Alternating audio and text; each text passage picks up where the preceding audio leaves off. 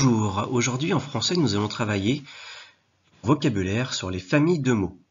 Il y a deux objectifs, c'est-à-dire comprendre de quoi est composée une famille de mots, trouver le mot noyau d'une famille. Le mot noyau, on va voir ce que c'est. Tout d'abord, quand on parle d'une famille de mots, c'est quand on parle de mots qui sont formés à partir d'un mot simple qu'on appelle un radical. Par exemple, ici, un mont, donc c'est une petite montagne, un mont, eh bien on peut former plusieurs mots grâce à ce petit mot-là, ce mot simple, ce radical. On peut former les mots montagnard, les mots montagne, montagneux, monter, et il y en a d'autres. Certains mots sont aussi construits à partir de toutes les lettres du mot, le plus court de la même famille. Toujours à partir du radical, par exemple table, eh bien, grâce à table, on peut faire le mot tablette ou encore le verbe attabler. On utilise toutes les lettres. Mais parfois, certains mots ne contiennent pas toutes les lettres du mot le plus court. Il y a juste une base, mais on modifie légèrement l'orthographe de ce mot. Par exemple, ici, le mot loin, eh bien on peut faire et le verbe éloigner. Donc on a toujours la notion de loin, mais il n'y a pas toutes les lettres dans l'ordre. Il y a aussi le mot éloignement, par exemple. Cette leçon est donc à écrire dans le cahier de leçons de français, à recopier, pardon. On n'oublie pas d'écrire en rouge quand c'est écrit en rouge, et de souligner quand il le faut, et de sauter une ligne quand c'est nécessaire.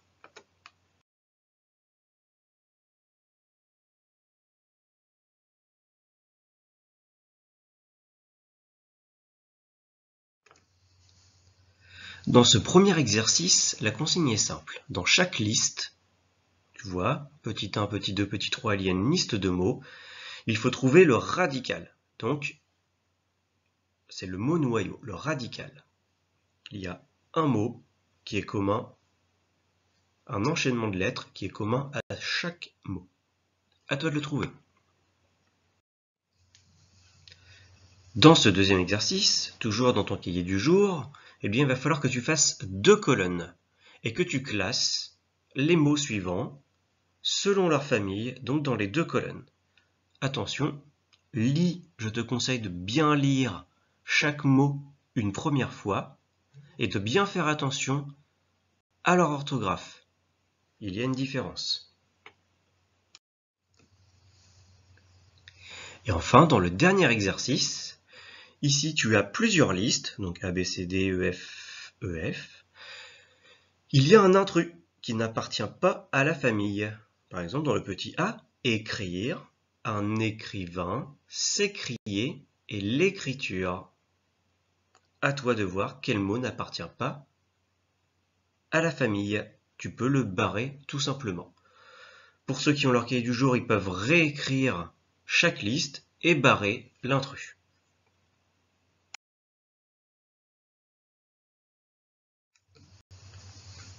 Pour la correction de l'exercice 1, pour la première liste, le verbe voler, une volière, une envolée, le verbe survoler et un envol. Effectivement, ici on retrouve à chaque fois l'enchaînement de trois lettres, c'est-à-dire vol, VOL, qui est donc le radical, le mot noyau de cette famille.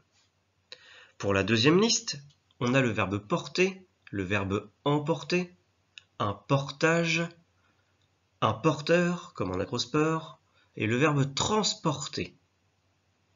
Et bien ici, le radical, ce n'est pas un enchaînement de lettres, mais c'est le mot porte. Effectivement. Dans la troisième liste, un feuillage, effeuillé, ça veut dire retirer au fur et à mesure, un portefeuille, feuilleté, par exemple feuilleter un magazine, et feuillu, on peut parler d'un arbre qui est un feuillu. Et bien effectivement, le radical est le mot feuille.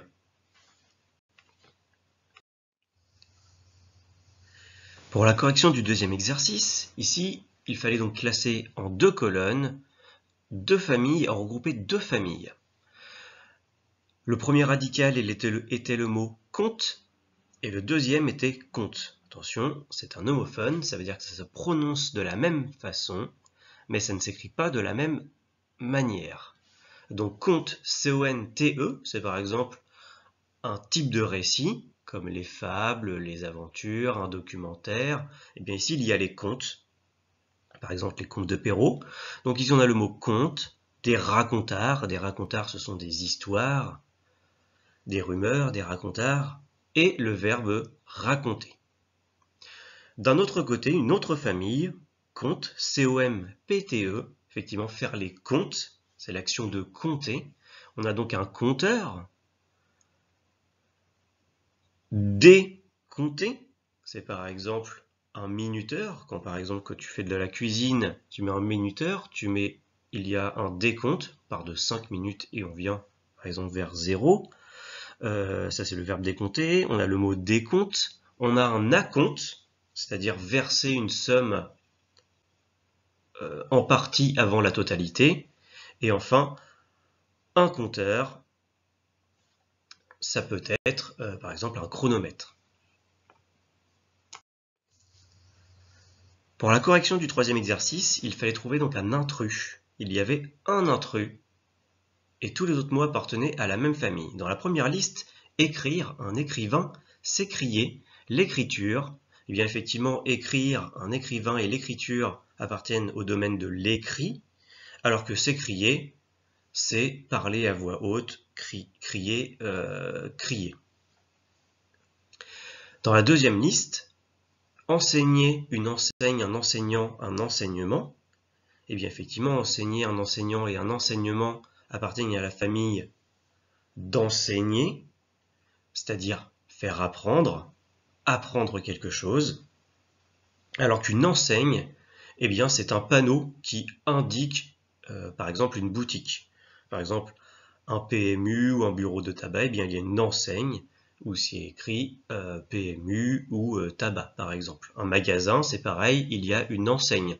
Carrefour, sans parler des marques, Carrefour, Casino, Auchan, Lidl, que vous pouvez avoir du côté de Luneray, et bien effectivement, ils ont tous une enseigne. Le petit c, explorer, une explosion, un explorateur, une exploration, effectivement. Tout ça, le radical, effectivement, c'est explore, donc le verbe explorer, c'est-à-dire aller découvrir quelque chose, alors qu'une explosion, tout le monde sait bien ce que c'est qu'une explosion, ça n'a rien à voir avec explorer quelque chose. Petit d, loger, la logique et un logement. Effectivement, loger et un logement, c'est tout ce qui se rapporte à loge, c'est-à-dire un endroit où on habite, où on est, alors que la logique, effectivement, ça c'est un raisonnement, c'est une façon de penser. Petit e, un payeur, payant, payé, une paye et un pays. Eh bien effectivement, on a un payeur, payant, payé et une paye, c'est tout ce qui se rapporte à le mot paye, c'est-à-dire une somme, de l'argent, quelque chose, alors qu'un pays, effectivement, c'est de la géographie, ça représente un territoire. Petit f, un bouton, déboutonné, debout et boutonné. Effectivement, ici on a le mot, le radical, le mot noyau qui est bouton. Un bouton, par exemple, peut avoir un bouton sur sa chemise ou sur son manteau. Déboutonner, c'est le fait de retirer les boutons. Et boutonner, c'est le fait de mettre les boutons. Alors que debout, c'est une action. C'est une action physique. S'asseoir, c'est le contraire de s'asseoir, l'antonyme de s'asseoir.